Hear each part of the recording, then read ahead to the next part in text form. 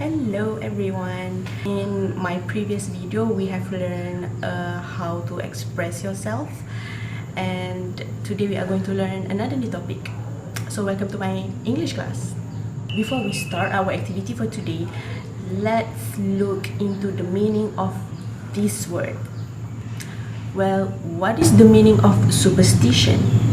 If you look out the word superstitions, it means that something or an idea that cannot be explained with scientific explanation or our logical reasoning.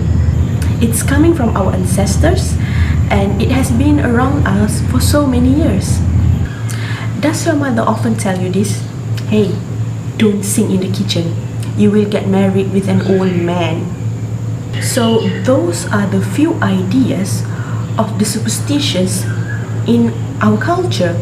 If you're singing while you're cooking in the kitchen, you will get married with an old husband. Or if your food is too salty, then that's the sign somebody is going to propose to you. Or sometimes people will say, hey, don't clip your nails during night. It will bring you some bad luck. However, superstitious belief is not revolving around our culture. It also revolves in different culture, such as in Britain. British people also believe in superstitions. If you don't believe me, go and read an article in page 87. So basically in page 87, there's an article that discussing about the beliefs among the British. Now you get the idea of our topic for today. So our activity for today is mainly on vocabulary and listening. So for vocabulary, as usual, I will introduce to you some of the words given in the textbook, and we are going to practice to pronounce the words. So I will be pronouncing the words in the box in page 87, and you are going to listen to my pronunciation, and then after that you are going to repeat on your own. Let's pronounce these words together. Number 1, touch. Number 2, carry. Number 3, break. Number 4, drop. Number 5, spill. Number 6, walk. Number 7, cross.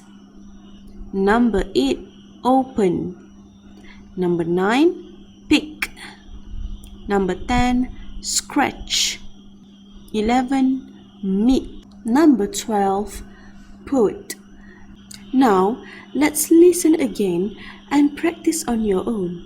Okay, so you have done pronouncing the words brilliantly. Good job. Now it's time for you to write those words back in your exercise book and find the meaning of those words. And don't forget to share with your teacher. Okay, now we have done writing the meaning of the words and pronouncing the words.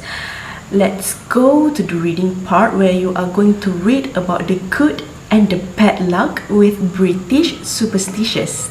Now, if you have finished reading about the good and the bad luck with British superstitions, go to practice 2. Read the question. You have to read the article and complete the sentence with the words given from practice 1. You know, the words that we have pronouncing just now? If you notice, these words are also called as the verbs of movement. Anyway, let's look at these words and let's look at practice number 2. So you will need these words in order to complete practice number 2. Let's look at question number 1. Before an exam or other important event, your fingers for good luck. So you have to fill in the blank. Let's choose which words that is correct for question number 1. Wait a minute. This statement from number 1 sounds really familiar to me. I use this phrase a lot, especially if I want to hope for the best. Let's cross our finger and hope for the best. We use this phrase whenever we want to hope for the best if something unsure or something difficult is going to happen. So when you are hoping for a miracle to happen, you can use this phrase, you know. Let's cross our finger and hope a miracle will happen. And I believe the answer for statement number 1 would be the word cross. Have you completed practice 2? If you have, then good job. Now you are going to listen to an audio about the good and the bad luck with British superstitions. Now please check your answer while listening to the audio. Unit 8. Vocabulary and Listening. Verbs of Movement. Exercise 3. Good and bad luck with British superstitions. Before an exam or other important event, cross your fingers for good luck. Don't scratch your nose, or you'll have an argument with someone. To make sure that something you say with confidence won't bring you bad luck, touch something made of wood as you say it. Don't put your shoes on the table, or you'll have bad luck for the rest of the day. Try to meet a black cat, because it's lucky. But be careful. It's unlucky if it walks in front of you. Never walk under a ladder, or somebody will have an accident. And never open an umbrella indoors. It's unlucky. Pick a 4-leaf clover, and you'll have love, health, money, and fame. If you spill some salt, throw some of it over your shoulder to make sure you don't have bad luck. Expect something good to happen if you drop a glass and it breaks.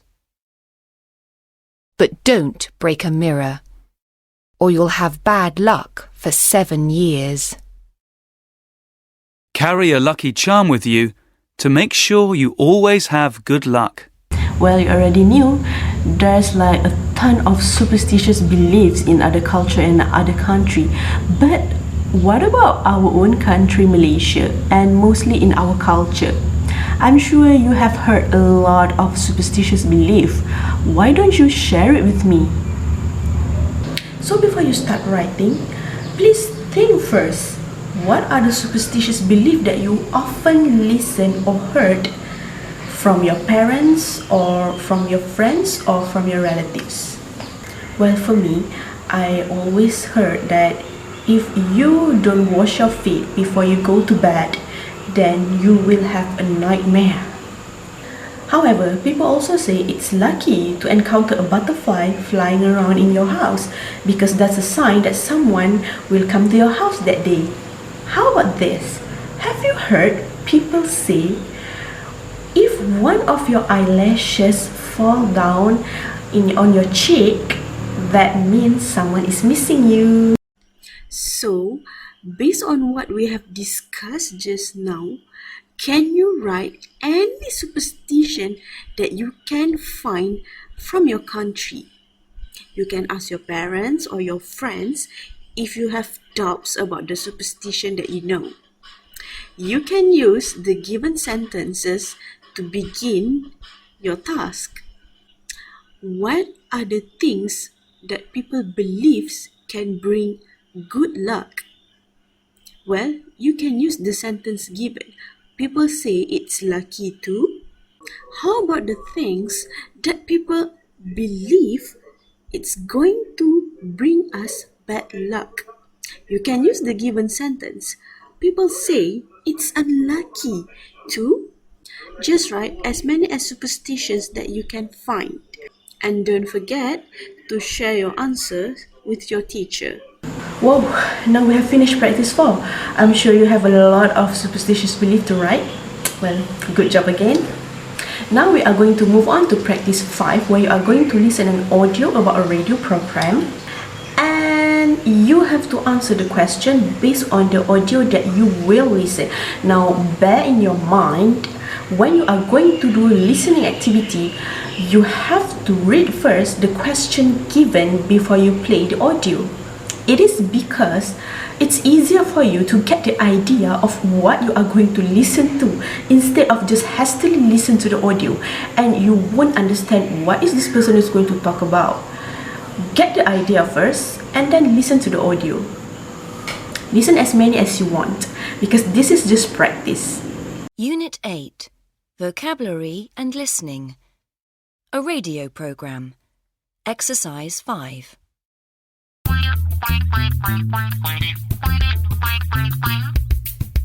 Hi, this is Gavin Healy, and you're listening to Cool FM. Today we're talking about superstitions. With me in the studio is psychologist Selma Hughes. But first of all, I'd like to take a few calls from listeners.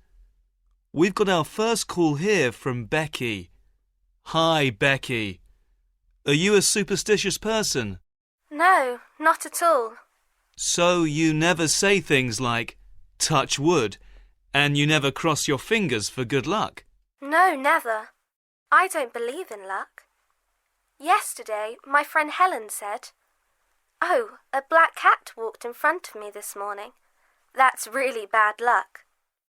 That's why I did so badly in the maths test." But I think that's silly.